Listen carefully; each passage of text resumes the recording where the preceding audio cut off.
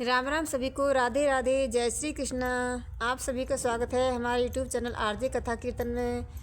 तो माघ मास की कृष्ण पक्ष की शर्तिला एकादशी का श्रवण करते हैं। बोली श्री विष्णु भगवान की जय, एकादशी महारानी की जय।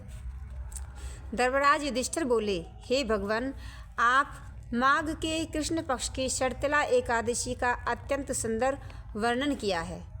आप स्वेदज, अंडज, उद्भिज और जरायुज चारों प्रकार के जीवों के उत्पन्न, पालन तथा नाश करने वाले हैं। अब आप कृपा करके माघ शुक्ला एकादशी का वर्णन कीजिए। इसका क्या नाम है, इसके व्रत की क्या विधि है और इसमें कौन से देवता का पूजन किया जाता है। श्री कृष्ण जी कहने लगे, हे राजन, इस एकादशी का नाम जया एकादशी है। इसका व्रत करने से मनुष्य ब्रह्म हत्या आदि पापों से छूटकर मोक्ष को प्राप्त होता है तथा इसके प्रभाव से भूत पिशाच आदि योनियों से मुक्त हो जाता है। इस व्रत को विधि पूर्वक करना चाहिए। अब मैं तुमसे पद्म पुराण में वर्णित इसकी महिमा की एक कथा कहता हूँ। देवराज इंद्र स्वर्ग में राज करते थे और अन्य सब देवगण सुखपूर्वक स्वर्ग में रहते थे।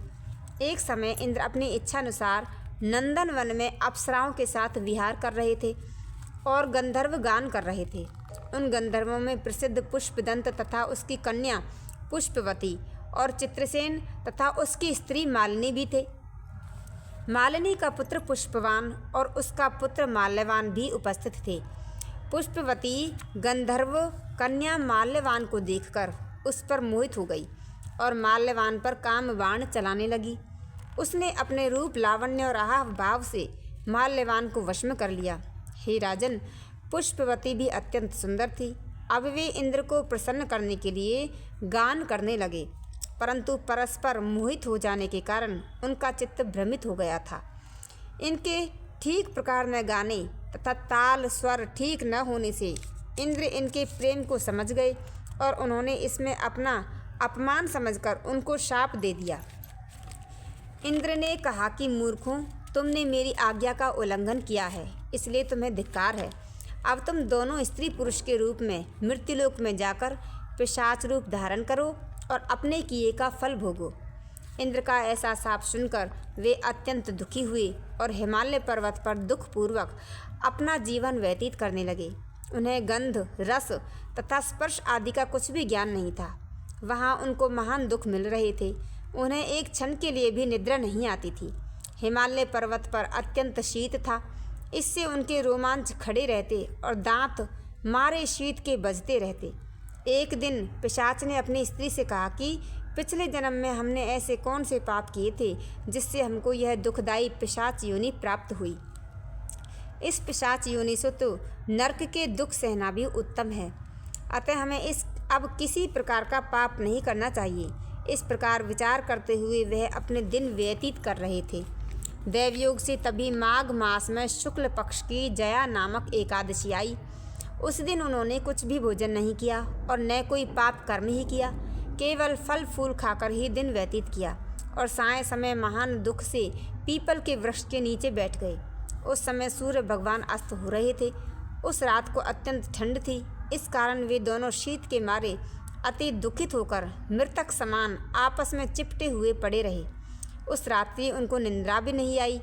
हे राजन, जया एकादशी के उपवास और रात्रि के जागरण से दूसरे दिन प्रभात होते ही उनकी पिशाच योनि छूट गई।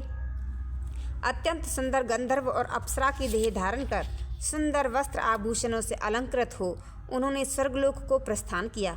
उस समय आकाश में देवता तथा गंधर्व उनकी स्तुति करते हुए पुष्प वर्षा करने लगे।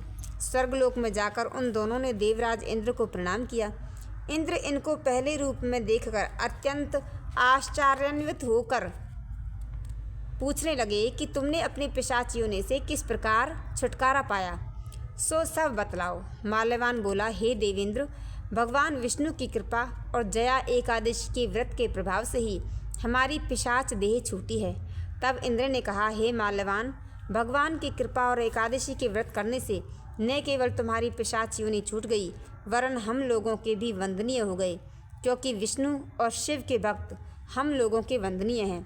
अतः आप धन्य हैं। अब आप पुष्पवती के साथ जाकर विहार करो। श्री कृष्ण कहने लगे कि राजा युधिष्ठिर, इस जया एकादशी के व्रत से बुरी योनि छूट जाती है। जिस मनुष्य ने इस एकादशी व्रत का किया है उसने मानो सब यज्ञ जप दान आदि जप कर लिए।